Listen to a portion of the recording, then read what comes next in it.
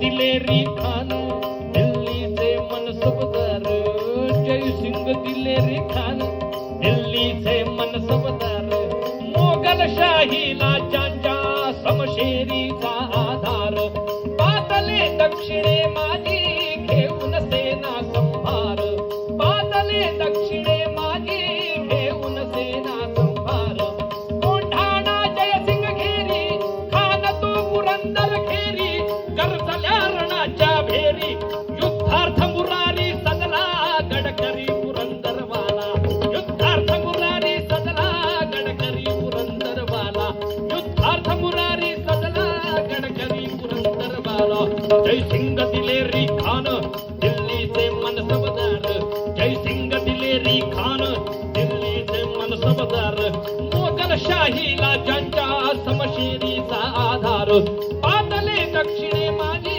घेऊन सेना संभार, कोंढाणा जयसिंग घेरी खान तो पुरंदर घेरी, गरजल्या रणाच्या भेरी युद्धार्थ मुरारी सदला गडकरी पुरंदरवाला, युद्धार्थ मुरारी सदला गडकरी पुरंदरवाला, युद्धार्थ मुरारी सदला गडकरी पुरंदरवाला, जयसिंग दिलेरी खान दिल्लीचे मनसबदार, जयसिंग दिलेरी खान दिल्लीचे मनसबदार, मोगलशाहीला ज्यांच्या समशेरी.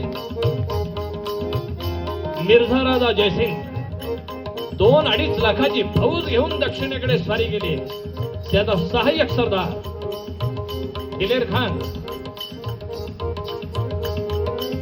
मिर्झा राजा जयसिंगाने कोंढाण्याला वेढा दिलाय, पुरंदराला वेढा दिलेर खानाने दिलाय, आणि त्या पुरंदराचे किल्लेदार असणारे मुरारबाजी देशपांडे.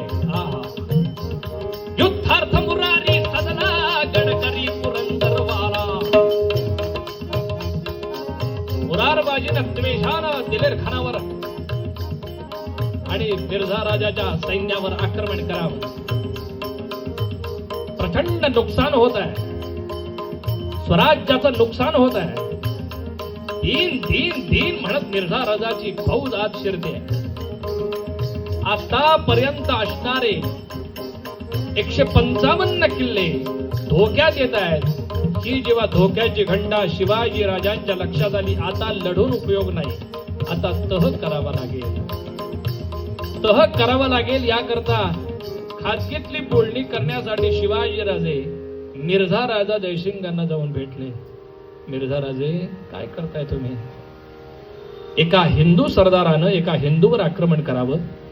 अहो, हिंदवी स्वराज्य निर्माण